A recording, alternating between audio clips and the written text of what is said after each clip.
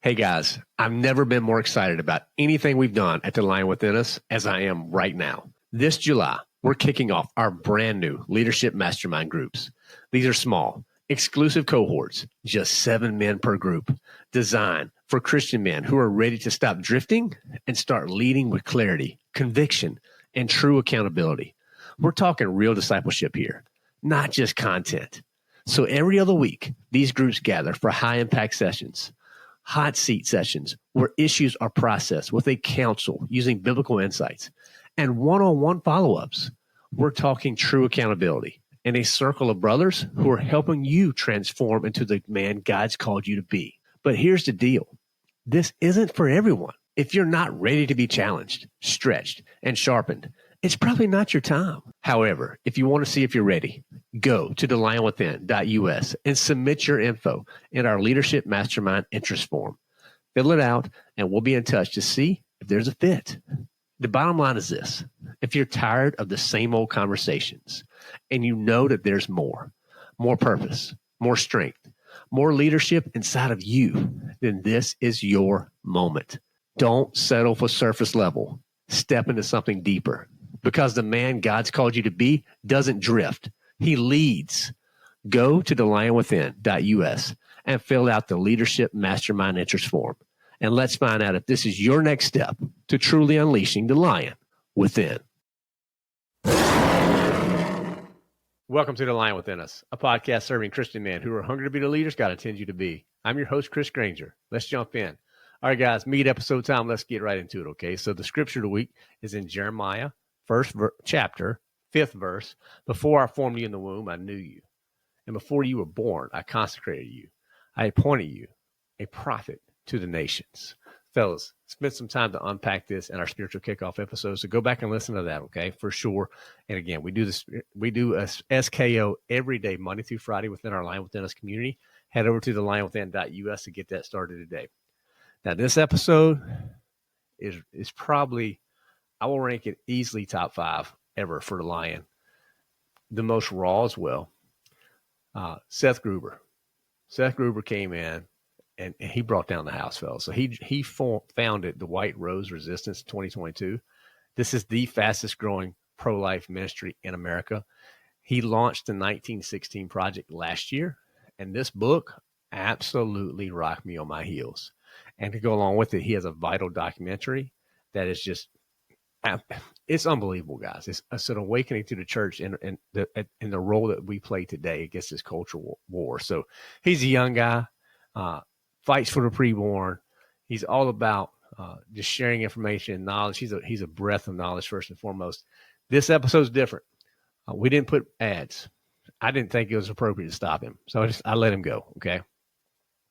I didn't have a lightning round at the end. We went for like an hour and 15 minutes. And I just said, you know what? Let's just keep this one on the topic that matters. So you'll notice a little bit of a format change. But I encourage you to lean in, to listen up, because Seth is getting ready to drop some incredible knowledge bombs that hopefully will equip you to start fighting back against the evil that is surrounding us everywhere we turn. So guys, sit back and hopefully enjoy this conversation with my friend, Seth Gruber. Seth, welcome to the Lion, man. How are you doing today? Good, Chris. Hey, man, love the show, love the branding. We use the lion branding in some of our stuff too. In fact, I got this epic lion right here. Yeah, kind of bad focus, but in my office. So appreciate you, Chris, and thanks for your bold voice. Amen, brother. Amen. Well, full disclosure, I found you. I was listening to Pastor Gary out of Cornerstone Chapel. Oh, yeah. So I listen to him weekly. I just love his teachings. I got a bunch of pastors I listen to. He's one of them. And Gary's great. He had this guy named Seth on, and I was like, what is this? I almost skipped it. I was like, he's not preaching. But then I listened. I was like, bro, this is legit. So hats off. That's how I found. Was it my conversation with him in January or a Sunday morning just recently? It was a conversation, and I think you were teaching, but I don't know if it was a sermon. He was on stage too, because I listened to the audio podcast. The video. Yeah. That was January, the day before our annual Life or Death conference in DC, and 2 days before the National March for Life.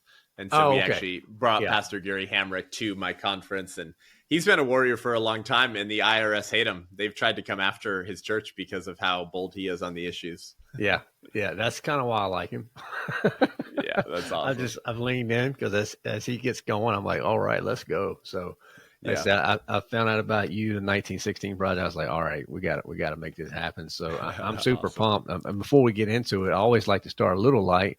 What's something fun about you, Seth, and maybe not many people know about? Gosh, let's see. Well, I used to actually travel and play competitive spike ball. Really? Yeah. That's a thing, huh? Yeah, spike ball. It's like people have seen that round net that sits a foot above the ground with a little ball. It's like if volleyball and Foursquare had a baby. Right. So during college and fresh out of college, I actually was nationally ranked. We traveled around the place. This was right when spike ball was taking off and ESPN was starting to show the games, the competitions. Yeah. And it was a kind of a weird thing. Some of my staff still don't believe me. They're like, demand to see pictures. Do you still play now? Every once in a while. We moved to the Midwest from California a while back to be closer to the wife's family. Right. And so now there's not a culture of California beach fit people that like to play very exhausting beach games. So no, sadly I don't play much anymore. I just buy guns and there you go. Travel and speak. So that's awesome. Well, I'll just keep that in mind. If we ever run together, I'm not going to play you in the spike ball because I'll get destroyed. So anyway, well, man, I tell you what, I get pitched a lot of books, a lot of authors. Ran across this one, 1916 project, but this book. So this past weekend, I just pounded through it. I always try to read. Oh gosh! But I was on a trip. You did this in 2 days? Yeah, bro. But I was on a trip with my wife. That's exhausting. Well, we were at the beach with our kids, and I told my wife, I feel like every 10 minutes I'm like, you're not gonna believe this, and then I said, you're not gonna believe this, and I kept going through this. So now she's reading it next because I just had so many you got to be freaking kidding me moments. Right. Yeah. And when my chief of staff finished my book, he said he told me I feel like I understand why Seth is always pissed off all the time now. Yeah. About something, and it's for those listening. It's not exhausting because it's long. It's not a particularly long book. It's exhausting because of how heavy the material is. And the things you learn. I'm pretty shocked that you did it in 2 days. Yeah, well, I mean, part of it's to serve you well. I want to make sure I get through it, but two, it's just I couldn't keep. It was like one thread led to the next thread, and it's like, oh wow, where is this going? Yeah, and I'm just curious. So what's obviously I know from the book, but just share with the listeners out there, what sparked you to even dive into a topic this heavy to this level? I mean, the research, I can only imagine how long it took you to pull this together. Yeah, well, so, I mean, bro, I've been in the pro-life fight and space for many years. My mother ran a pregnancy resource center in the late 1980s in Los Angeles County. So that's one of those wonderful centers that just loves on moms and dads. But often it's, the deadbeat dad's not in the picture. That's why the moms go into a pregnancy center for help and assistance and classes because the dad's a deadbeat. And they just help moms choose life and they walk alongside them. But there weren't very many of these in America. There's probably been 80% more growth in pregnancy centers from the mid 1980s to today. Actually, there's about estimates are 2,700 to 3,000 pregnancy centers in America. And so this was the late 1980s. In Los Angeles, of all places, and my mother had the heart for the unborn. And then I was born in 91. My mom homeschooled me and my sisters, but we remained involved in pro-life stuff. And then I was homeschooled. High school, I go to public high school, and I do my senior project on abortion. And my high school tells me, public high school, they tell me I can't pick the topic of abortion, so I threatened to sue them for viewpoint discrimination. They didn't know that they had a homeschooler on their hands who had memorized the entire Declaration of Independence and the entire preamble of the Constitution by the time I was 11.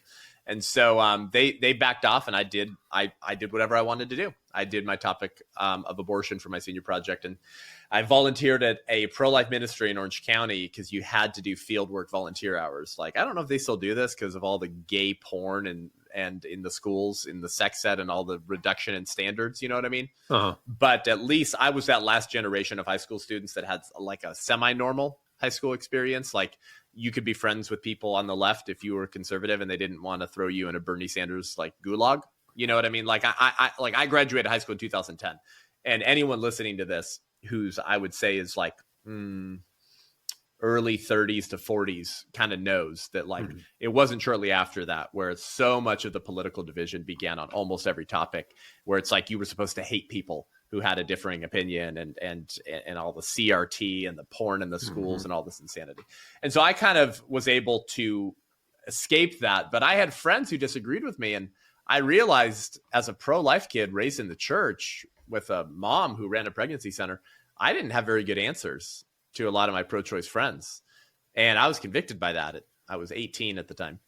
And I was like, man, like this should be like second nature to me. And so I did the deep dive, and the organization I volunteered at, they had me actually, their job for me was to scan 200 images of first trimester mutilated, emaciated, aborted baby photos on a high quality scanner and categorize them in their database for use in their educational projects to show people what abortion looks like. Right. So for the Christian, it's pretty simple. Ephesians 5:11 have nothing to do with the fruitless deeds of darkness, but rather expose them. That's all they were doing. They're saying, if abortion's such a great idea, well, here's what it looks like. Right. Here's what healthcare looks like.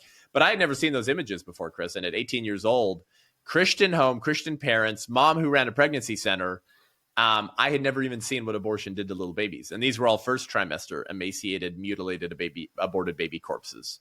So that was a turning point in my life, because I was like, oh my gosh, like this is happening, 3,000 times a day or something in America. So that's the background as to why I care so much about it. The other answer to your question is, well, why don't you, listener? That's the other answer is like, don't ask me why I'm so passionate about this. It's a flipping genocide. 200. I mean, like I have a shirt right now saying, abortion kills 200,000 babies every day. Now that's worldwide, of course. That's worldwide numbers, not American numbers. But that's roughly the estimate. Like worldwide, if I'm remembering my numbers, since 1980, there's been over 1.5 billion babies killed through abortion worldwide. If that's not a genocide, I don't know what is. Mm-hmm. And of course, the commonality of all forms of genocide, by the way, of course, are the denial of the personhood status of your victims, right? They're not actually persons. They're not actually people. And that's exactly what Roe versus Wade said in 1973. Actually, it said that the term person is used in the Constitution does not include the unborn. And so that's my background. And then fast track, skip a bunch of stuff. I launched the White Rose Resistance right after the overturning of Roe versus Wade. We're 3 years old now. We're the fastest growing pro-life organization in the country. The book you're talking about is also a film, the 1916 Project. More people have probably seen the film than read the book. It's it'll break your heart and boil your blood. It's beautiful aesthetically.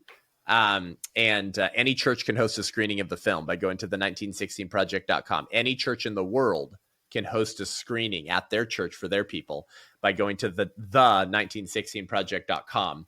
And the DVDs are available for sale now on our website as well. The 1916project.com. And hopefully by the time this comes out on your show, we'll have announced where the film is streaming, online streaming, because we're very close to our distribution deal for where that will be streaming. And so this was screened in over 1,000 churches between middle of June 2024 and the end of 2024. Some people think it probably helped stop the Florida abortion amendment, actually, because hundreds of churches in Florida screened it in the lead up to that DeSantis's and the pro-life fight against the abortion amendment. And we barely won. Thank God. So then something crazy happened, Chris, in the somewhat fiery, mostly peaceful summer of love of 2020, as some people like to call it, as every major Democrat blue run city was on fire because of George Floyd and BLM and all this insanity. And you guys will remember, if you're culture people like me and Chris, you'll remember that BLM and the entire liberal establishment or left-wing academic revolutionaries, they all mobilized and went after any kind of corporation, company, university, institution, privately owned business that they said or argued had a history of racism. Do you remember this? It was do the work, reckon with the past, silence is violence. Right? That's what they said. And white people, you need to shut up and listen to black voices. And we don't care if you, were raised by a black mom or whatever. It doesn't matter. You're white, so shut up, right? And this was the whole thing of 2020. And so, like any family-owned business that's turned into this massive corporation or company, if there was a history of racism in your company, which is true in a lot of American history, of course, I'm not saying none of that's real, then like they were canceled if they didn't do every single little thing that the left demanded they do. Bring in Ibram X. Kendi or Robin DiAngelo and pay them $50,000 to give an anti-racism talk to all of your employees, right? Hire more black people just because of their melanin, not because they're more qualified. Okay, we remember all of this, okay? That's why Aunt Jemima got canceled, right? If you liked Aunt Jemima syrup, now you're a racist, right? Okay, so in all of this heated environment, guess what happened, guys? The left went after Planned Parenthood. That's right, BLM, Black Lives Matter, and the left-wing wild, kooky weirdos, and Antifa. They went after Planned Parenthood because the revolution always eats its own. And they said, hey, your founder, Margaret Sanger, she was a racist and a eugenicist. Like, dude, I was like front row seats, give me my VIP tickets, extra large popcorn, lots of butter, extra large Dr. Pepper. I'm here for it all. This is the most hilarious form of entertainment. I love it. And maybe it's a little bit sinful of me. Maybe I shouldn't enjoy watching the revolution eat itself quite so much. But I'll be honest with you, Chris. I was really enjoying it. I was like, you idiots should have been listening to Pat Buchanan, okay? And you should have been listening to Bill Buckley, and you should have been listening to Glenn Beck, and you should have been listening to Rush Limbaugh. And now the snake is eating itself, and it's hilarious. And so, of course, you have to remember, these aren't pro-life people attacking Planned Parenthood, Chris. These are pro-abortion people. BLM is pro-abortion, okay, the organization and the movement. Yep. And they're attacking pro-abortion people, Planned Parenthood, the largest abortion provider in the world, and one of the best funded 501c3s in human history, because they're saying you haven't reckoned with your history of racism and your founder, who was a racist eugenicist pile of poop. And so guess what happens? The director of Planned Parenthood of Greater New York comes out, Karen Seltzer. And she says, you're right, basically. She goes, Margaret Sanger was a racist and a eugenicist, and we're not making excuses for her anymore, which is a strange thing to say. So you're saying that, like, you're fine with it now? I don't know what that statement even means. Right. And they took her name off of their mega flagship Planned Parenthood clinic in New York, which, by the way, thanks to Trump cutting a decent amount of funding to Planned Parenthood, that clinic's now closed. Planned Parenthood can't afford to operate it anymore. Really? But we filmed outside of it for my film, the 1916 Project in 2023, and we opened the film and book with this story of, like, BLM, everything's racist, so the left attacks Planned Parenthood, the left attacks Planned Parenthood, and then Planned Parenthood goes, you're right, she is a racist, and so they take her name off of their building, they renamed the building, New York, a city on the corner right there where that abortion center is. It was called the Margaret Sanger Square. So New York City had named the square after her. Planned Parenthood had named the building after her. Okay. And they gave out the Margaret Sanger Award every year. And folks like Nancy Pelosi have received that, right? And now they don't give out the Margaret Sanger Award anymore. They renamed the building, and the city took down the sign that called that the Margaret Sanger Square.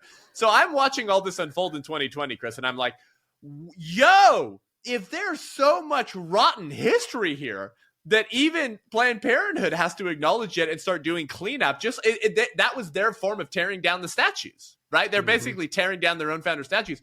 I'm like, no, you can't get away with it that easily. You can't just say, yeah, our founder was sort of a racist eugenicist pile of human vermin, but we took her name off the building. Kay, now leave us alone.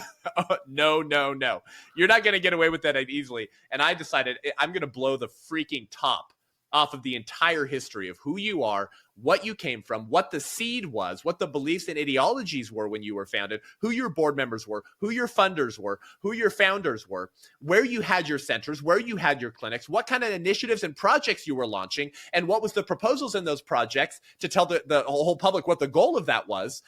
Why was your founding board member invited by Hitler and the Nazis to visit the Third Reich in 1939? We're going to blow the top off of this entire thing. And so that's what we did. And so we made a film and a movie about it. It's been wildly successful. In fact, we had organizations calling us, like Focus on the Family, going, how did you do this? How did you get this film into this many churches? Teach us how we can do this. Sure. And so we're working on our second film now, but the film is still screening all around the country. You can see the screening schedule at the website, the1916project.com. And I would challenge any one of your listeners to challenge their pastor to host a screening of this at their church and to begin educating and informing their people about these ideas. Because my contention is this, Chris: Planned Parenthood and its founder, Margaret Sanger, she's probably the most successful leftist secular moral revolutionary of the 20th century. Mm-hmm. And how could I say that? Because of her impact. I'm arguing that her impact on our current insane, upside down, kooky, perverted, pedophilic, trans insanity, baby killing culture is greater than any other revolutionary of the entire 20th century. Mm-hmm. And I think once you read this book, you'll agree with me. I've got something big to share. We're making a major shift because we know the battle is real, and it's time more men had access to the support they need. For too long, guys have been trying to carry the weight alone, pressure at work, tension at home, wounds from the past, and a world that demands strength but offers no place to rest. We see it. We've lived it. And that's exactly why we built our community. It's a stronghold, a place where warriors can find rest, truth, and a band of brothers standing beside them. And starting now, we're making it easier than ever to step in. We've lowered the barrier to just $15.99 a month. That means for less than the cost of a drive-through lunch, you can join a brotherhood that's centered on Christ and built for growth. Inside, you'll find access to our daily spiritual kickoffs every Monday through Friday, our Lion Lunches, our Bible studies, our Friday Forge gatherings, all that and so much more. Every man needs a stronghold, and you don't have to fight alone. If you've been waiting for the right time to jump in, this is it. Go to thelionwithin.us and join the community and see for yourself what happens when iron truly sharpens iron. 100%. And I'm super curious because so much of the book was a history lesson. So was this, right. I feel like, how did you find some of these granular details? Were they just public knowledge that just people just had suppressed and just put to the side? Or did you have to do a ton of digging to get to this granular level of insight that you share here? Yeah, it's a little bit of both. But I would be remiss if I did not credit a lot of the initial research to my now mentor, Dr. George Grant. Okay. I believe he's the best kept secret in Christendom today. He's like some ancient from another era. He's almost like a polymath or something. And he wrote a book in 1989 called Grand Illusions, The Legacy of Planned Parenthood. Grand Illusions. It was the best-selling book in the pro-life category for years, maybe decades. Mm-hmm. And he was, everyone's saying, like, Seth, how do you know all this stuff? Where'd you get all this from? This is bombshell. Well, a lot of it's not bombshell, actually. Dr. Grant did that work in the late 80s, and everyone was telling him that at the time. But we forget our history, right? And so what I wanted to do with the film and the book was to tell Americans, particularly American Christians, like, you're not stupid. It's not that you forgot this history. It's that it was hidden from you. Mm-hmm. There has been an attempt, Chris, to sort of refine the rougher edges of the history of secularism or liberalism in America, to bury certain really concerning details and aspects of that revolution. And I'm treating it as one thing. Obviously, like when I refer to the secular moral revolution, like that entails no-fault divorce laws, the redefinition of marriage, gender identity, John Money, Alfred Kinsey, Freud, okay? Like Margaret Sanger. I'm treating it as one thing because it is one thing. They're all on the same team. They all have the same underlying ideologies and worldviews. They all want the same things. They all walk in lockstep together when any of their core pagan sacraments are compromised. So the history of that movement and revolution, the more disturbing, disgusting aspects of it have been hidden. And you'll notice this with Margaret Sanger's varying biographies over the years, okay? Like the early treatments of Sanger and her organization from, let's say, the 1930s and 40s, 50s even, are pretty like open about those very concerning aspects in history of who she was, what she wanted, what she believed, and what her organization was doing. But over the years, you watch the treatment of Sanger over the decades become more and more nuanced, more and more refined, and more curated. And some of those bombshell, like the things that you were reading in my book, Chris, where you're going, oh, what the heck? Yep. A lot of that stuff gets slowly edited out and removed from the biographies of Planned Parenthood and Sanger over the decades. So there has been an attempt to whitewash the witch of the 20th century. And so the subtitle of my book is The Lying, the Witch, and the War We're In. Yeah. Yeah. I love a little shout out to C.S. Lewis there. Yeah, you got it. I love it. Love it. And I'm curious, kind of pulling back to something you said at the very beginning that kind of bothered me, not bothered me, but I resonate with. You grew up in a Christian home. Your mother was very pro-life. You sound like you grew up in church. You had a drug problem, right? When the church was open, they drug you there no matter what. So it sounds like you were always there. Yet you didn't have any teaching from the pulpit on this area. And as someone who follows a lot of pastors and Pastor Gary is an exception. I'd say Pastor Joby is another exception. He's very pro-life from the stage, from the pulpit. Yeah. Yeah. Pastor Joby Martin. Yeah. He's been on the show three times. Four times. I was on a phone call with him a few months ago. Good guy. Awesome guy. But outside of these few couple, like they're little bitty, little spots, you don't hear about it on a church pew on a Sunday morning. And I'm just curious, like, why do you think that's such a gap for pastors to touch on this topic? Oh gosh. Yeah. I try to answer that question to some extent in a couple chapters in my book. One, chapter 6, Woke as Wolves, which is quite, oh yeah, yikes. When you learn about Rick Warren, Russell Moore of the Southern Baptist Convention, and now the editor-in-chief of Christianity Today, of Tim Keller. When you said, I'll say, when I got to Tim Keller chapter on the beach, I had to I'm like, whoa. And then you kept going. I'm like, whoa, here we go. Yeah. So I try to answer those questions, which is like, and that's the question most podcasters and good folks like you have for me is like, why is the church not speaking on these issues? Why are they so silent? Why even after 2020 and 5 years hence are the pulpits still so silent? How is this not obviously a biblical and theological issues? And the answer is probably 4 or 5 or 6-fold. And we probably don't have time to get into all of it. But I'm struck from a line from C.S. Lewis in The Great Divorce. And the character is speaking to this sort of academic who's, very focused on having all the right ideas and questioning everything and just kind of the pursuit of intellect for its own sake, right? And not for the sake of truth, right? And in the great, everyone should go read The Great Divorce, of course, but you have the guy traveling through and then he's coming into contact with these people who they don't want to be taken up to heaven. And they're disembodied. And this guy says, we simply found ourselves in contact with a certain current of ideas. And we jumped into it because it seemed modern and successful. We started automatically writing the kind of essays that got good marks and saying the kinds of things that won applause. We were afraid of a breach with the spirit of the age, afraid of ridicule, allowing ourselves to drift, unresisting, accepting every half-conscious solicitation from our desires. We reached a point where we no longer believed the truth or the faith.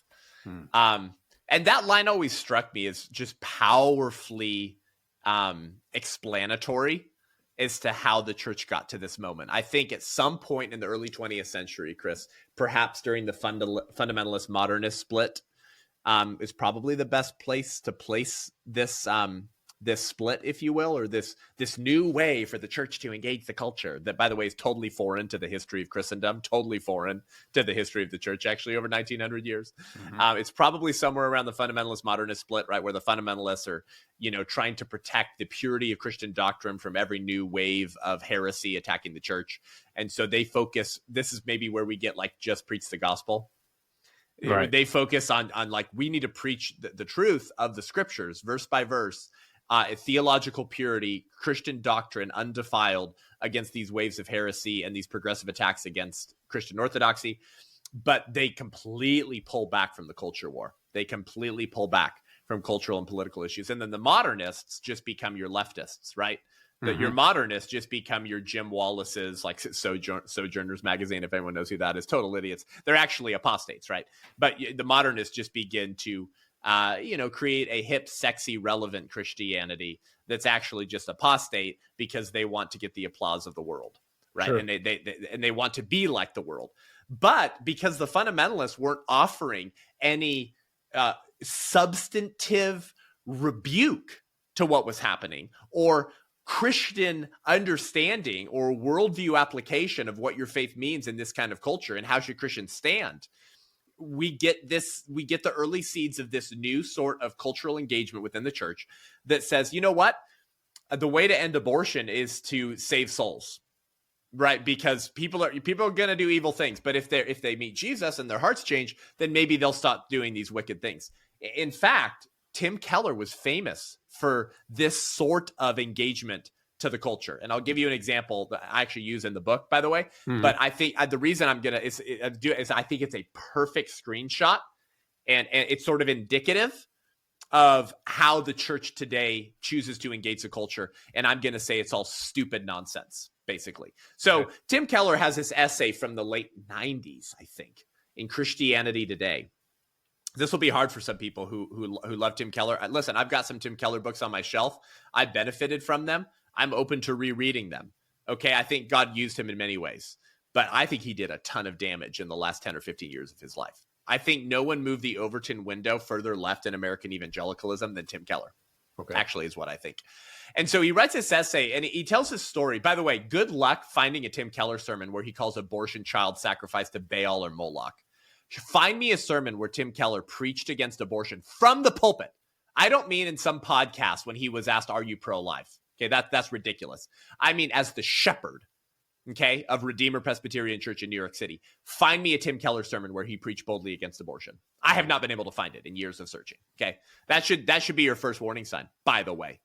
And he writes this essay, and he says, this woman, came to our church one day, and she was an ACLU attorney, right? ACLU, radical pro-abortion. By the way, guess what? In Margaret Sanger's early gatherings, Chris, in Greenwich Village, New York City, where they were, her friend Mabel Dodge was holding court in these French-style salons where they would have talks about sex and how to overtake the world. And guess who at some of those early gatherings with the founder of Planned Parenthood? Roger Baldwin, the co-founder of ACLU.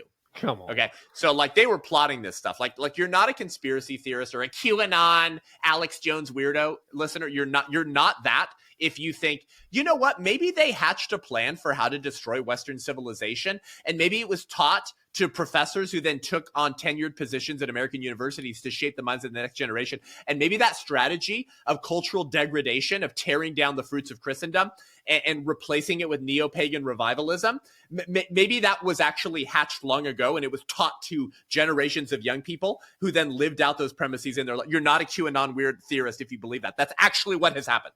Okay, and we can get more into that if you'd like. And so anyways, no shocker there. The ACLU has been radically progressive pro-abortion from its inception. And so this ACLU attorney starts attending Tim Keller's church, right? Tim Keller, who was called at one point the C.S. Lewis of the 21st century. Yeah. He was dubbed. And she's pro-abortion.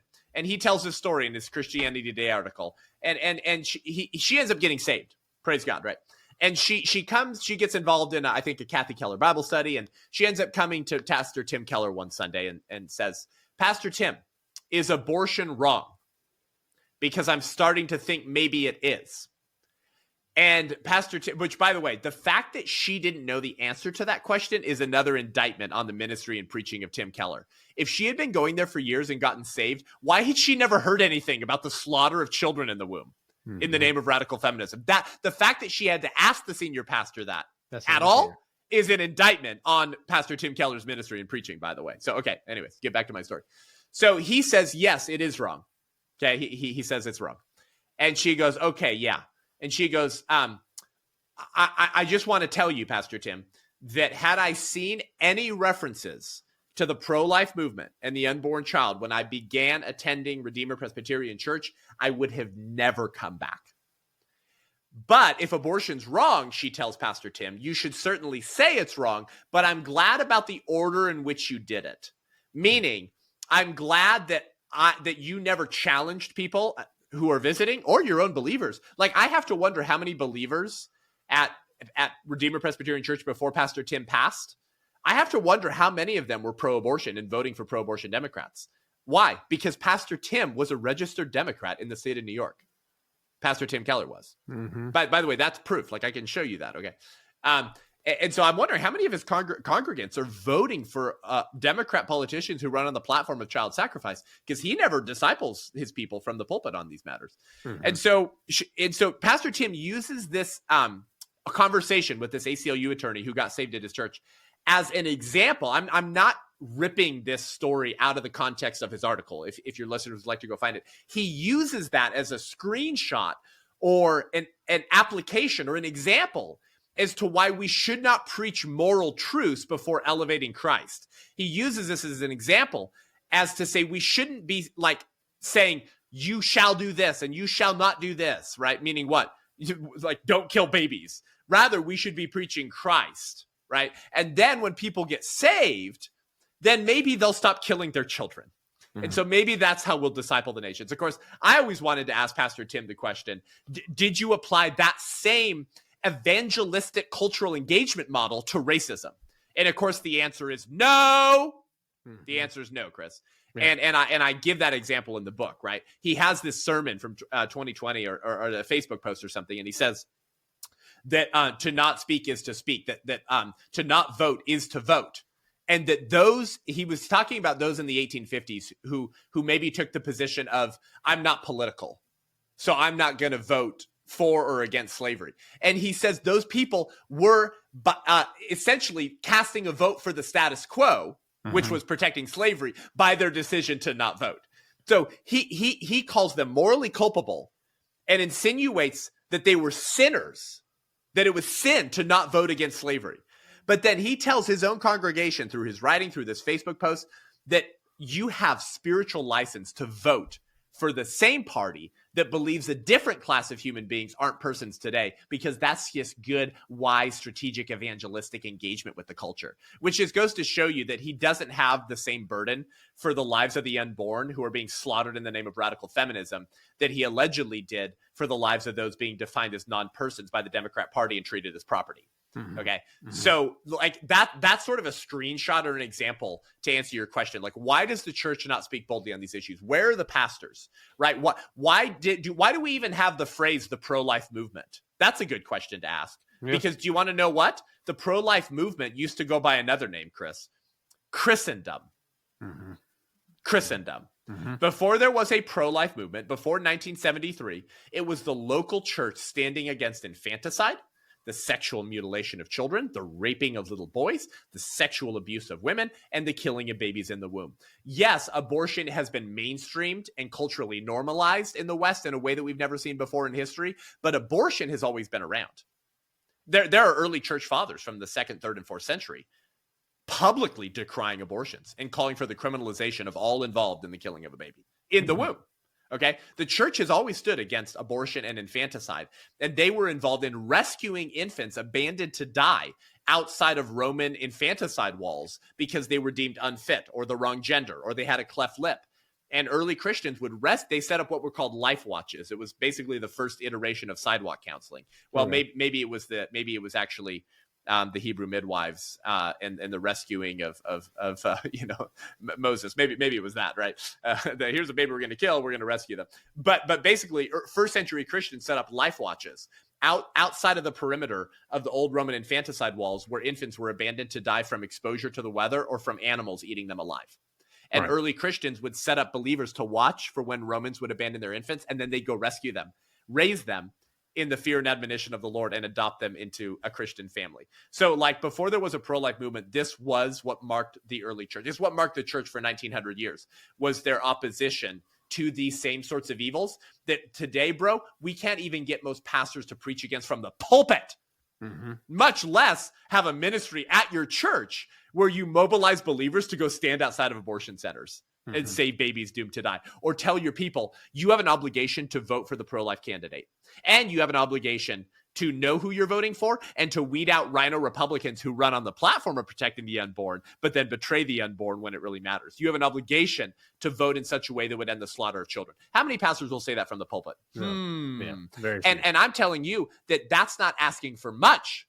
What would be asking for much would be asking the church to reclaim their spiritual mantle of Christian resistance, which is that the local church would be the ones outside of abortion centers. They would be the ones running men in their church for the legislature to ban abortion. That would be the William Wilberforce model of cultural engagement. That would be what marked the church. And so there, again, there's many answers to that question, but I think it's the idol of cultural respectability to sum it all up. I think that Pastor Tim's pathetic excuse for why he doesn't preach moral truth or morality from the pulpit, because that's legalism, that's lifting up moral truths before elevating Christ. I think the real reason he did that and why he defended that is because he had a church in New York City, one of the most leftist progressive cities in the entire country. And so it would have been very damaging to his tithing numbers to preach like that in the city where Margaret Sanger hatched her agenda. We're making a big change that I think you're really going to enjoy. I spent a lot of time thinking about our spiritual kickoffs. And honestly, I love doing them each week. So much so, we started doing them live every Monday through Friday inside our exclusive platform. And here's the best part. We've decided to give full access completely free. So now you can join our daily spiritual kickoff space at no cost. Every day we go live to read the word, to encourage each other, and find simple and powerful ways to apply God's truth to our lives. You'll even have the chance to engage with me directly. And if you missed a live stream, don't worry.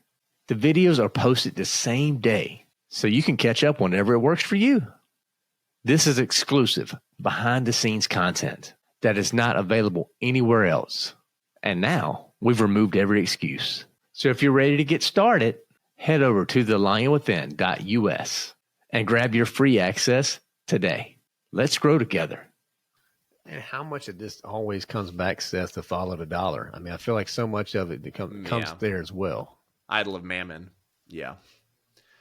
Yep. So what I'm saying, I guess, brother, is that the church has two options, two archetypes of biblical engagement of the culture, Lot or Gideon. So Lot, when that culture of death comes to the front door of the righteous, so that culture of death, right, that Sodom culture isn't just targeting the city, it's targeting now the church, right? Because Lot is called righteous. So he might be the one remnant in Sodom, which is sort of damning with faint praise, I guess. And the mob comes to his door and says, bring out those angel guests you have in there. Because they say, well, we want to do angel rape on the sidewalk right here outside of your porch, Lot. We like angel rape. By the way, that's what's happening in that scene, listener. If you're offended by that, you shouldn't listen to this podcast. That's in the Bible. And then Lot says, hey, I've got some daughters in the back. Let me go get my daughters and you can rape them instead. So when the sexualized mob culture of death comes now to the Christian family, rather than standing as a bulwark between evil and the next generation and saying, you're going to have to go through me first, he hands over the next generation and his own posterity on a silver platter to the demonically inspired culture of death and says, here you go, have your way with them. Just remember, invite me to your parties. And how do I know this? Because you know, when Lot walks out into his front porch, Chris, when they say, bring out the angels so we can rape them, the first thing he says is not, here are my daughters. The first thing he says is, my dear friends, hi. That's depending on the version of the Bible, it's my brothers and sisters or dear friends. Let me just say something, Chris. I don't know about your listeners, but speaking for me personally, I generally don't refer to people that want to bang angels on the sidewalk as my brothers and my sisters. That's sort of a personal conviction for me. You do you, I guess, listeners of The Lion Within, but I generally don't refer to those people as my dear friends. I don't have a ton of dear friends that like angel rape on the public sidewalk. Shocker, believe it or not. They're not your brothers and sisters, Lot. They're not. Mm-hmm. And I'm not calling for like sort of like a nastiness or a hatred of the unbeliever. Like the Bible says, such were some of you. My point, Chris, is that here's a dude, Lot, who can't even differentiate anymore between who are his brothers and who are his sisters. So how will he know to whom to preach this gospel of salvation in the first place? Mm-hmm. The culture of Sodom has so crept into Lot's heart that he can't even differentiate anymore between who are his brothers and sisters. Lot was the Christian influencer of his day. It says that he was positioned at the city gates to determine the flow of traffic and to decide who gets into the city or not. Mm-hmm. He would have been invited to all the right parties, bro. Mm-hmm. He would have been a politically elevated and influential individual in the city, kind of like Tim Keller, bro. Like, I guess what I'm saying is that he would have been Rick Warren's +1 on the private jet to Klaus Schwab's World Economic Forum every year. Mm-hmm. And by the way, Rick Warren is invited to the World Economic Forum every year. Now Klaus Schwab's no longer the director. It's that guy with the weird eyeball who looks like another villain out of a Bond film, which is like, I think, just God's humor to tell us stay away from the World Economic Forum. There's a reason why all their CEOs look like a villain straight out of a Bond film, by the way. Anyways, but why is Rick Warren invited to Klaus Schwab's event every year, Chris, and not Gary Hamrick or Jack Hibbs, I guess is what I'm asking. Mm-hmm. Why? Because the former is a hireling and the latter can't be bought. That's the spirit of Lot. That's what represents the modern day church's evangelistic strategic model of cultural engagement. And it's a pile of excrement. It's the idol of cultural respectability. So, anyways, Lot's wife becomes in death what he should have been in life. Mm-hmm. A pillar of salt. But salt's supposed to preserve and conserve something. Right. And if I've read the Bible and I've read the Old Testament, Chris, I'm pretty sure, correct me if I'm wrong here, but I feel like God's most colorful language, can I say on your show, when God's the most pissed off, I feel like it's when they're like having sex with everything and killing babies. I feel like that's when God's the most pissed in the Old Testament. Mm-hmm. Psalm 106 says, you sacrificed your sons and daughters to demons, and the land is desecrated with blood. And so I give you over to be ruled by those who hate you. That's the end of Psalm 106, meaning I don't care anymore. Mm-hmm. Here are pagan hordes to rule you later. Mm-hmm. And why? He said, because you sacrificed your sons and daughters. Okay. Yeah. So what does God care the most about conserving and preserving? Children. The voiceless, young, little babies can't speak or defend themselves. Mm-hmm. Women, the weaker vessel. I feel like maybe that's what God cares the most about, conserving and preserving. I thought that's what salt's supposed to do. Lot can't even conserve or preserve his own family or daughters, but offers them up as sex toys to the cultural mob so he can remain relevant. I'm saying that the modern day American church is right now in the process of offering up the next generation on a silver platter to the cultural demons so they can remain relevant and get the ties of their registered Democrats who attend their church that they refuse to call to repentance. Mm-hmm.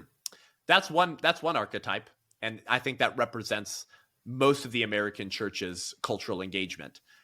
Or there's Gideon, who tears down all of the sex idols and all of the baby sacrifice idols in Judges 6, burns it and lights it on fire, which is like not very tolerant, by the way, to burn down the Midianites' gods. And then like I guess like God likes the scent of burning demon flesh. God tells him to chop up the Asherah poles, light it on fire as a sacrifice to me. Yep. And then when the Midianites wake up in the morning, they go, "What did you do? Where are our gods?" And they knew that it was Gideon, which, by the way, is a total epic sign of his character. The first thing they say is, "Hey, Jehoash," Gideon's father. The first thing they say is, "Your son Gideon did this." like, don't you want to be the kind of man who, like, when you tear down all the demon baby sacrifice idols, the culture goes, "Dang it, it was probably Chris Granger." Like, I'm telling you what, they're not going to go, "Dang it, it was probably Rick Warren or Russell Moore." Right. Like, no. It's because they're writing sponsorship checks to Christianity today so that they'll prop up theological liberalism from their magazine. Like go read my friend Megan Basham's book, Shepherds for Sale. Like most of these Christian institutions are getting checks from left-wing pro-abortion billionaires. Okay. Like the culture is not going to think it's them tearing down the idols. Right? Like the first thing that goes, it was stinking Gideon, and they call for his head. Okay. But this is before Gideon's army. It's before Gideon's 300. It's before God conquers the pagan hordes. He says, deal with the idols in your own land first. Stop tolerating the sex idols of Asherah and the baby sacrifice idols of Baal. Tear it all down. Then we'll talk. And Gideon does it. He tears it all down. That doesn't represent the spirit of the American church today. We're much more like Lot. And how does Lot's story end, by the way? Well, the kind of sexual idolatry that he tolerated in his city, he ends up imbibing in his own family. Isn't this the guy who later has sex with his own daughters? I'm saying there are consequences to tolerating these kinds of evils and doing nothing to stand against it. And it's time for the American church to wake up. 100%. And that kind of is a great segue to the White Rose resistance. I mean, I definitely, when I read the 1.0, that again, never got taught to me in my history classes. And it was a history lesson there on the beach of what that was. And now, because there's probably guys listening, 45 minutes in, they're like, all right, I got to do something. So this White Rose resistance is where it all is headed. So give us a little breakdown of what that looks like. Yeah. There's a reason why I named the ministry the White Rose Resistance. I didn't come up with that title. I sort of adopted it from the first White Rose Resistance in Nazi Germany. And this was a collective of young Christian students in their 20s. There was a professor involved, Professor Hubert, who I think was in his 40s or late 30s. But the rest of them were all kids in their 20s. They were Christians, by and large, most of them. Right. And they were horrified at what was happening. This is one of the least known but most inspirational stories of like Christian courage, Christian resistance against the culture of death of the 20th century. These people are national heroes in Germany, but they're less known in the American church today. And I believe one of the ways that we get courage and inspiration for the future and for the fight before us now is to know the stories of the heroes who came before us. Sure. Right. Those who don't know their history, as Churchill said, are doomed to repeat it. Psalm 87, if I'm remembering correctly, Psalm 83, says something like, righteousness cannot be done in a land of forgetfulness. And so Francis Schaeffer once said, the ignorance of the church is more dangerous for a culture than the decadence of the world. Right. Hosea 4:6, God says, my people are being destroyed for lack of knowledge. Okay, so I just gave you like 2 or 3 Bible verses. Jill Pohl in The Silver Chair, the penultimate Narnia book, she finds herself on Aslan's mountain after Eustace has fallen and been taken away to Narnia. And Aslan tells Jill Pohl, you're going to go to Narnia, and I have an expedition or a job for you. But to pull this off, to free the prince and break the spell and save the land, you need to remember the signs I'm going to give you. Okay. Remember them, repeat them to yourself when you wake in the morning and when you lie down at night and when you wake in the middle of the night. And whenever strange things may happen to you, let nothing turn your mind from following the signs. For when you go down into Narnia, the air will thicken and your mind will begin to fog. And if you don't repeat the signs, you'll forget them and you'll miss them. So remember. Forgetfulness and remembrance are perhaps the measuring rods of faithfulness in the Bible, and reveal to us that there are only 2 kinds of people, forgetful hearers and effectual doers. Righteousness cannot be done in a land of forgetfulness. We have forgotten who we are in the American church. We've forgotten the stories of the saints and heroes before us. We've forgotten why we have high holy days and Christian festivals, to remember how God moved on that day way back then and to teach it to our children. And so we're lost at sea without moorings, being beaten about by every wave. This is just one attempt, my attempt, to elevate one story to help the church remember who she is and what she's called to. Mm-hmm. And in 1942, a young 21-year-old named Sophie Scholl, and the namesake of our third child, by the way, is walking the sidewalk of Munich, Germany, and she finds a leaflet, a pamphlet on the ground, and it says Leaflets of the White Rose. And she starts reading this, and it's explicitly condemning the crimes of the Nazis, asking good people to wake up. They said things like, if you know, why do you not act? They said, we are the White Rose Resistance. We are your bad conscience, and we will not leave you alone. And she's reading this leaflet, and this is 1942, yo. So, like, people are already being murdered. Okay. Like, the ashes of those the Germans defined as unfit and undesirable are already falling on the steeples of local churches whose pastors are more like Rick Warren than Gary Hamrick. I mean, this is late now in this fight. And Sophie's reading this leaflet, and she thinks, you know what? This sounds a lot like my brother Hans. He talks like this at dinner all the time. It sounds like something he could have written. Well, come to find out, the White Rose Resistance had not only been co-founded, it was being run by none other than her older brother Hans, a 24-year-old who was just trying to protect his little sister. You know, he knew how dangerous Christian resistance was to the Third Reich at this late hour, and he didn't want his sister involved. But Sophie demanded to join, and she became the youngest member and the only female of the White Rose Resistance. And for the rest of 1942, they would stay up late writing, printing these illegal leaflets and shipping them to German homes. They would take trains in the middle of the night to major German cities and drop these off everywhere. They became graffiti artists, and they would spray paint on the walls of German-owned buildings the words, "Down with Hitler." And the Nazis hated the White Rose Resistance, but they didn't know who was behind it. They would come and paint over it the next day. So in 1943, they take things to the next level. And on February 18th, 1943, so what are we now? 82 years hence. Mm-hmm. Hans and Sophie walk onto the campus at the University of Munich. Now, if you know anything about this era, it wasn't just the churches that had been co-opted by the Nazis. It was the universities as well. Sure. And during class time, when the halls were silent, Hans and Sophie walked the halls of the University of Munich, and they began to drop off their anti-Nazi leaflets in the university, in the hallways. And right as the bell rings, releasing class, Sophie runs 3 stories or flights of stairs up to the 3rd floor balcony. And she throws 100 leaflets 3 stories down to the atrium below.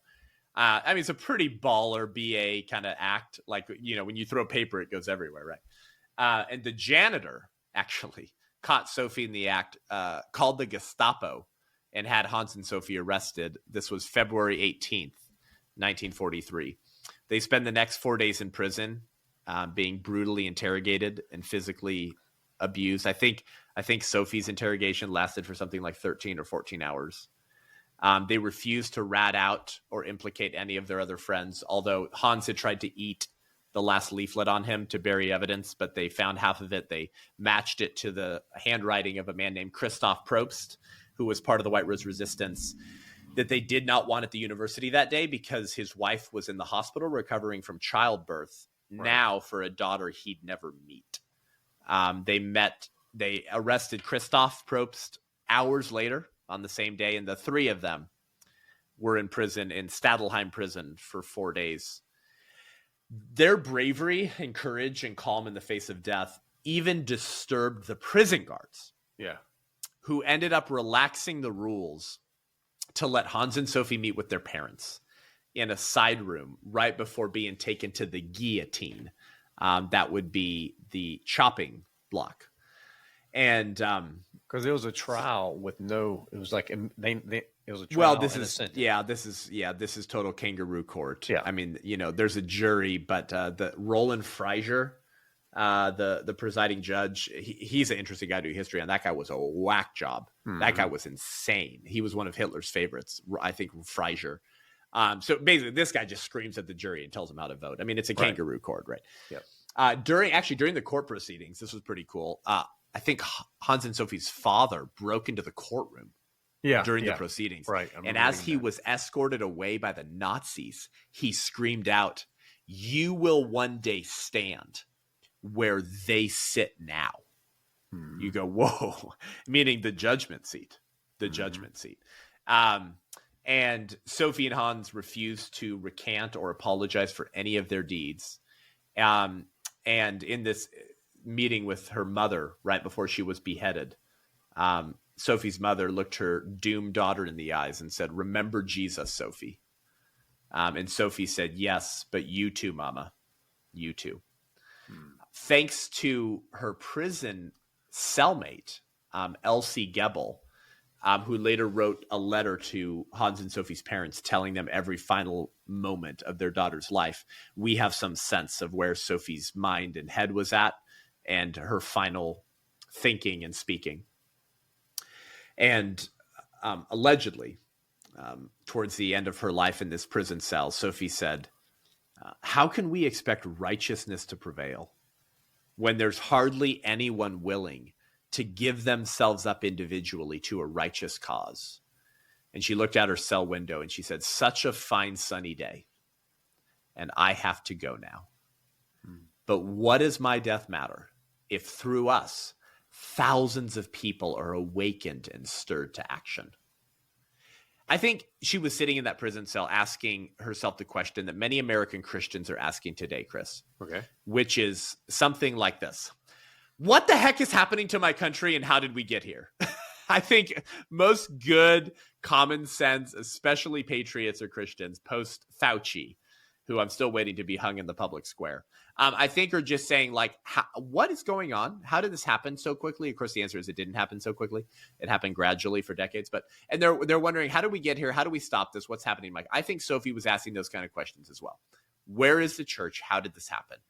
And she said the real damage, this is a 21-year-old, bro. The real damage is caused by all of those millions out there who just want to survive. Mm-hmm. You know, it's the honest men and women who just want to be left in peace. Those who don't want their little lives disturbed by anything bigger than themselves. Those with no sides and no causes. Those who won't take measure of their own strength for fear of antagonizing their own weaknesses. Those who don't like to make waves or enemies. Rick Warren. Those who don't like to make waves or enemies. Those for whom freedom, honor, truth, and principles are just words, just literature. Mm-hmm. Those who live small, die small.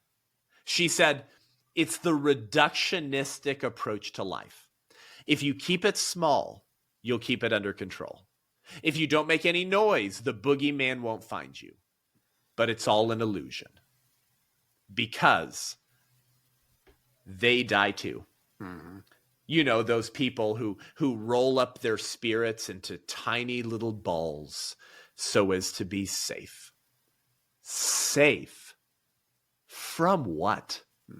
Life is always on the edge of death. Narrow streets, guess what, lead to the same place as wide avenues. And a little candle burns itself out just like the flaming torch does. But I choose my own way to burn. Bro, who talks like that at 21? That sounds like G.K. Chesterton or Tolkien or C.S. Lewis. Mm-hmm. That's a young woman with the lion of the tribe of Judah roaring inside of her, the lion within, if you will, saying, get off the battlefield, get off the bench, and you'll find strength in time of need and hope and rest for your souls, and join the lion of the tribe of Judah on the battlefield who's already moving before you. That's the kind of hero that the church celebrates for caring more about obedience and faithfulness and righteousness and courage than accolades and attaboys and tax-exempt 501c3 write-offs. That's the kind of story to teach to your children. That's the kind of heritage and legacy to remember and celebrate and to try to claim for our own today. Mm-hmm. Their courage and their movement was so powerful that it caught the attention of a German pastor who was engaged in similar Christian resistance by the name of Dietrich Bonhoeffer, who was supposed to meet with Hans and was waiting for him in a coffee shop in Berlin. And Hans didn't show up for that meeting because he had been beheaded some days before. This is just one story of Christian resistance and courage against the same kinds of ideas and the same kinds of evils and the same kinds of worldviews that not only brought us the Holocaust, but have brought us eugenics, Darwinism, Obergefell, Roe versus Wade, transgenderism, and the sexual mutilation of the next generation. Mm-hmm. There's differences between some of those ideologies, but by and large, they share the same fundamental core common denominators. And until the church begins to realize and reckon with these ideologies as fundamentally false religion, not as an alternative politics, but an alternative religion that sets itself up against the knowledge of God, that this is man's attempt to create a Christ and a gospel and a world in their own image. Until the church begins to see that for what it is and to preach boldly against it and disciple the next generation to fulfill their cultural mandate in Genesis 1, then none of this insanity and evil is going to go away. And so we're rebuilding the White Rose resistance, Chris, for this generation against our silent but far more deadly holocaust of abortion before it's too late. According to the executioner who murdered Sophie, yes, he was interviewed later. Sophie's final words with her head on the chopping block before the blade fell was, "The sun still shines." And Hans's final words, like William Wallace, was "freedom." And over the next few months, they found the rest of their friends and they murdered them as well. So ended the White Rose resistance because no one listened to them. No one joined their movement, and the church remained asleep at the wheel, and Hitler's genocidal, maniacal Holocaust continued for another 2.5 years. But we believe while rose blossoms may perish in the fall, bro, they reappear in the spring. Sure. And while all of the members of the White Rose Resistance were found and executed, their sacrifice has planted the good seeds of Christian resistance in the hearts of millions whose actions keep alive the legacy of the White Rose. And your sacrifice, listener, will water the seeds of resistance. So one day, maybe we too can say, "The sun still shines," but perhaps spelled S-O-N. So the White Rose Resistance, we are a digital media activism organization. We produce films, books, literature, activism tools, training videos, master classes, education. We have a White Rose app for all of our donors at $35 a month or more. We do a book club at $70 a month where we read books together and we talk about it live on Zoom with supporters from all around the world. And then we launch resistance chapters around the country. Some are full-time paid regional coordinators. Some are volunteer resistance models. And we get the local church back engaged in the public square against these evils targeting the family before it's too late. But first and foremost, that of abortion. Because if it's true that the hand that rocks the cradle rules the world, then it is equally true that the hand that wrecks the cradle ruins the world. And this is why abortion functions as sort of the sacrament of Satan, or the sacrament of secularism, if you will. And that's what we're trying to get the local church to wake up and realize. And hopefully they won't wake up too late, because the church did wake up too late in Nazi Germany. They've woken up too late too many times before. And so we're living in this sort of season of the last stand. Sure. And so the next film and book I'm working on are called The Last Stand. The Last Stand. So that's who we are. That's what we do. And thanks for letting me share my heart, Chris. Life can feel heavy, and too often we try to carry it alone. At The Lion Within Us, we built a Christ-centered community where you can go, connect, grow, and be encouraged by brothers who get it. And now joining is easier than ever. We've lowered access to just $15.99 a month. Inside, you'll unlock our daily spiritual kickoffs, our Bible studies, Lion Lunches, Friday Forge, and most importantly, a space to be real. Remember, every man needs a stronghold, and you don't have to fight alone. To get started, visit thelionwithin.us. We'd love to welcome you in. That's thelionwithin.us. I'll see you inside. Man, this has been incredible. I mean, just as a parting message, what would be one thing you hope the men listening remember the most from the conversation today, Seth? Yeah, we're in this position because of men. And that's not to say that the feminazis aren't responsible for destroying the culture. I think the feminazis are responsible for destroying the culture. I've done whole shows on my podcast, the Seth Gruber Show, which you can watch on YouTube, Rumble, or any audio podcast platform. I have whole episodes on the history of feminism, going back to Mary Wollstonecraft during the French Revolution, and how first wave, second, third wave feminism all flowed seamlessly into one another that brought us transgenderism. Like believe me, the feminazis destroyed our culture as well, but men stood by and did nothing.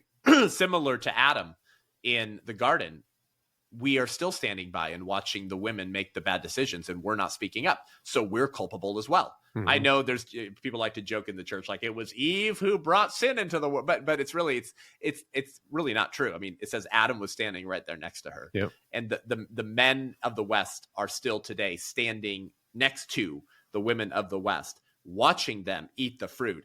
And too many of those men aren't just taking bites of the fruit themselves. They're cheering on the rotten fruit that's being eaten by the next generation.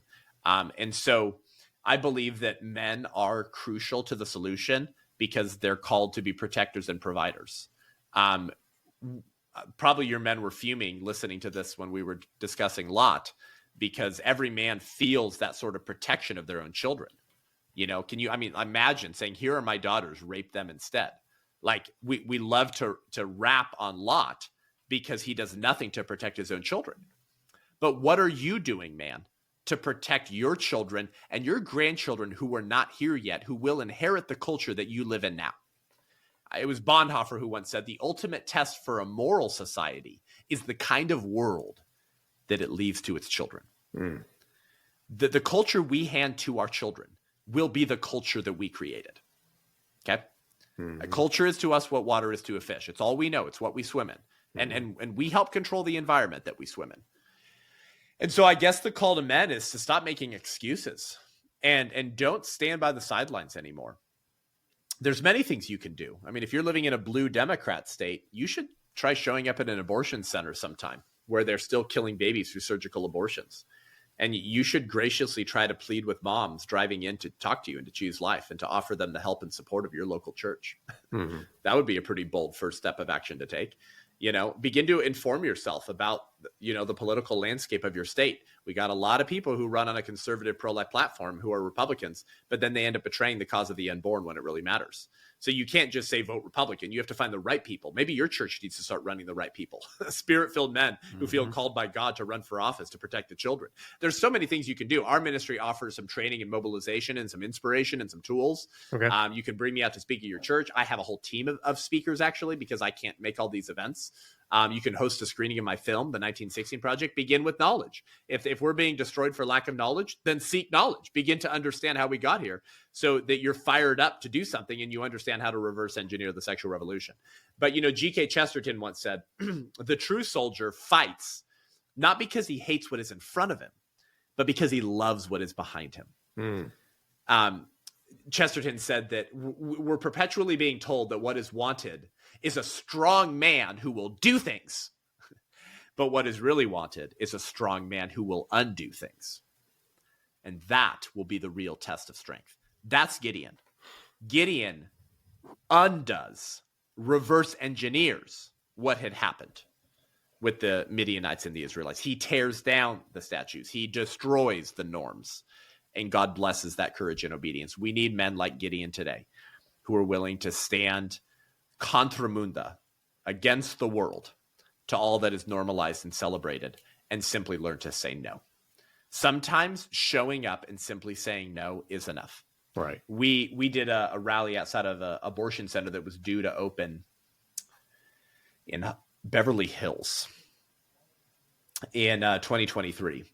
And my buddy, Pastor Jack Hibbs, one of my earthly heroes, put out the word as well. And we ended up having, I think over 1,000 people shut down half the street. It was a Washington, D.C. based abortion center called DuPont. They specialize in full-term abortions, third trimester, full term, meaning there's that baby could just be delivered and put up for adoption. But these mothers want to kill these full-term children. And DuPont was expanding to Beverly Hills because of the overturning of Roe v. Wade, and California had codified abortion into the state constitution. We got wind of this. Our friends at Survivors of the Abortion Holocaust did most of the legwork. We helped provide the crowd and pull people out.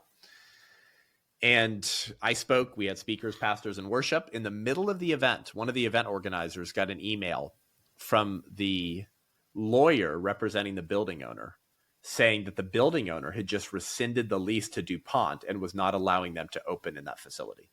In the middle of our protest with just 1,000 believers in Southern California, where we should have had like 10,000 believers. I mean, there's more Calvary chapels south of Van Nuys than there are Dunkin' Donuts, okay, in Southern California. Like, my gosh, okay, this is one of the most like church saturated areas. We only get 1,000. That's kind of pathetic if you think about it, right? And the center shuts down. The building owner shuts down the lease in the middle of our prayer and worship and speakers. And they're still trying to find a building to operate in. Wow. Now, the pessimist in me says this, Chris. Well, what's the big deal?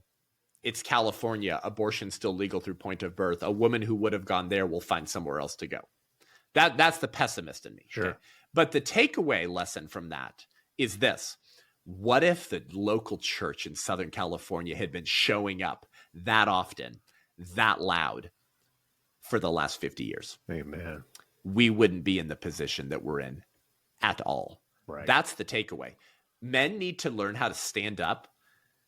Go find where you buried your testicles, reattach them, find yourself some testicular fortitude, which is a biblical concept, maybe not by that term, but find yourself some testicular fortitude. Find yourself some courage. Don't wait till you feel courageous. Don't wait till you feel as burdened for the unborn as I am. It's like C.S. Lewis said, don't wait until you feel love for your neighbor to begin loving your neighbor. Right. Begin loving your neighbor, and you'll come to find that you love your neighbor. Mm-hmm. Don't wait till you feel the same fire in your belly that I have.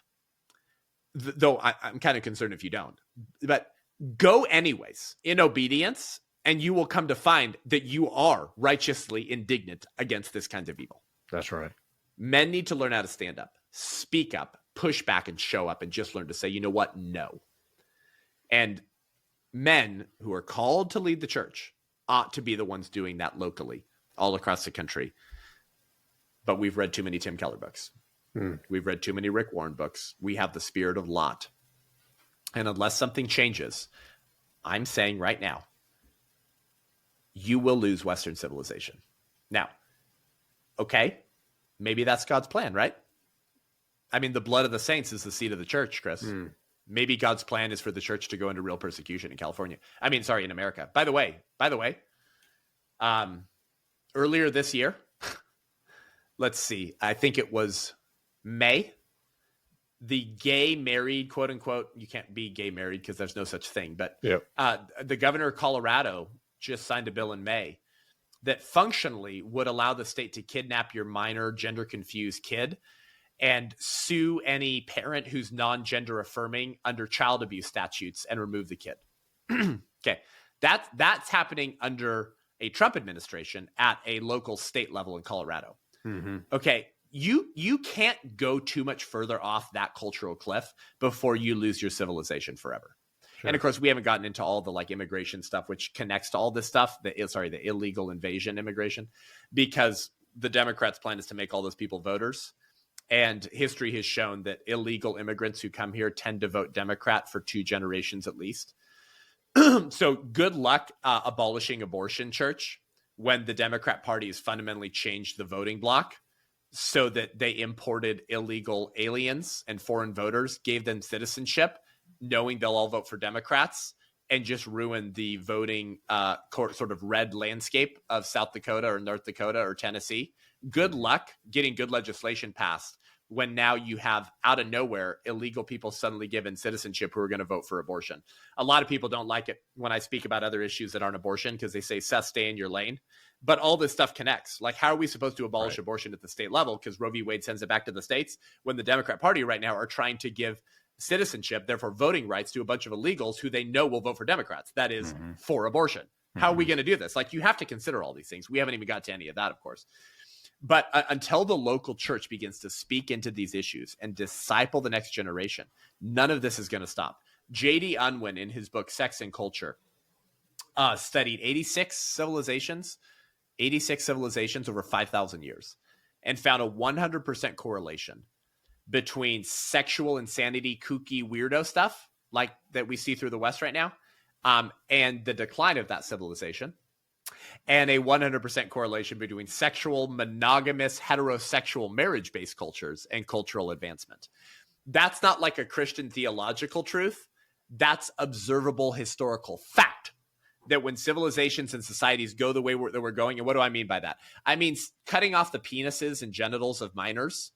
That's what I mean. Mm-hmm.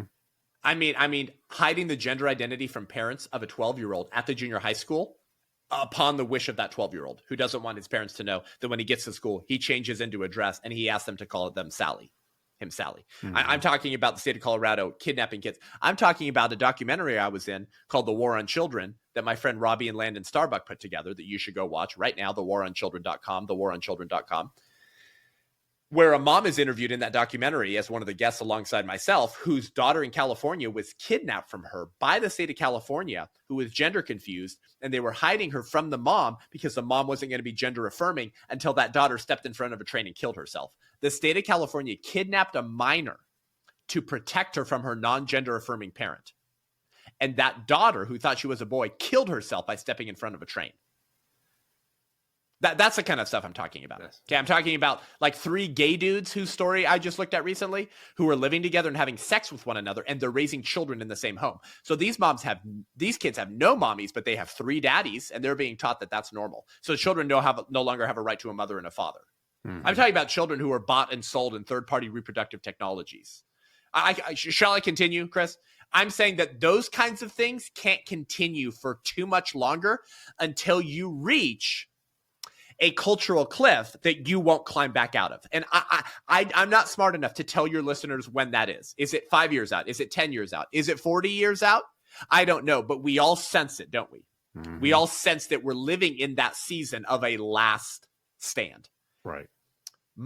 I would prefer Western civilization to preserve, to continue. For the sake of my children and grandchildren, for the sake of kids who are not my own, but whose genitals I don't want chopped off because of some Gnostic dualism heresy called transgenderism that the church is silent about, that convinces them that they're trapped in the wrong body. Mm-hmm. For the sake of human flourishing and the family in America, I prefer for Western civilization to continue. And it will not if the church does not wake up and begin to contend against these ideologies as false religion, preach against them as such, and disciple the next generation. If this continues for the next 30 or 40 years, I'll leave your listeners and the men particularly with a little bit of hope. If nothing changes and we continue to go off this cultural cliff, one of the ways we might win in the end is by outbreeding them. Mm. This is sort of a dark thought, and we should never rejoice too much when the wicked fall into a pit. Although the imprecatory psalms, I pray, oh God, that they would fall into a pit, right, and everyone else that follows after them. That's totally biblical. But we shouldn't get excited about the left, aborting, transing, and vaccinating themselves into extinction. But if that continues, they are putting themselves extinct. Mm-hmm. You know who's having the most babies, by the numbers? Conservative religious people are having the most babies in America. I guess what I'm saying is go back to Genesis 1, fill the earth and subdue it, have a bunch of babies and raise them to be little dragon slayers who fear God and God alone, and outbreed them and take back the reins of political power because we outnumber them, and preserve Western civilization. Former Indiana governor, what was his name? Mitch Daniel? Was once asked, Governor, how do we defeat the libs? And he said, well, it's sort of tricky. I mean, you can outthink them, out-strategize them, but that's difficult because they're pretty crafty. Or you can outbreed them. And I recommend the latter because the latter is more fun. Definitely. Seth, this has been incredible. Where do you want to send the guys? Obviously, to get connected with the 1916 Project for their church, but just all your resources, all your content, White Rose, what are the links? Yeah, thewhiterose.life is our main website, thewhiterose.life. We're, of course, on Instagram. I'm on Instagram. I'm on X. I have the Seth Gruber Show anywhere you get podcasts, 2 episodes a week. Host a screening of the film at your church by going to the1916project.com. Pick up the book. Get the book from us and not Amazon, because then the money goes to a good ministry and not baby-hating, Christian-hating Amazon. You can go to the1916project.com. The book is The 1916 Project, The Lying, the Witch, and the War We're In. Don't read it too late right before you go to bed. You won't be able to fall asleep. Yeah, it's very gnarly reading. And then if you guys want to support the ministry, the whiterose.life, sign up as an ally. We call that at $35 a month, and you get a battle box in the mail in the next 6 weeks to welcome you to Christian resistance and to equip you for that battle.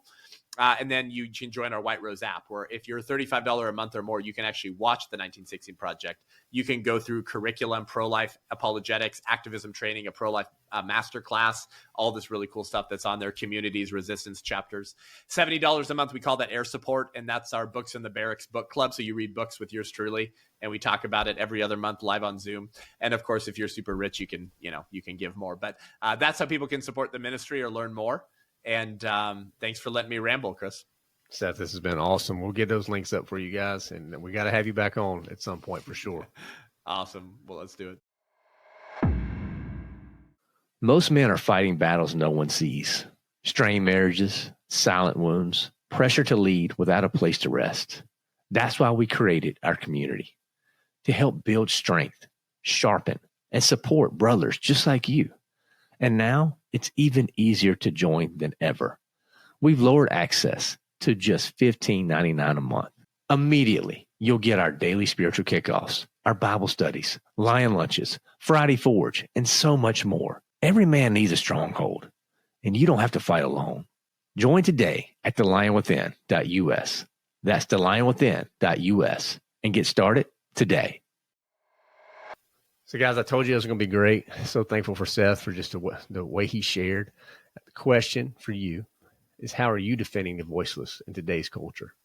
You got to be able to answer that question. Now, if you need help, if you need support, if you want those resources Seth mentioned, go check out the show notes, connect with me, send me an email. I'll be glad to send that stuff to you. I want to make sure you get what you need so that you're ready to push back.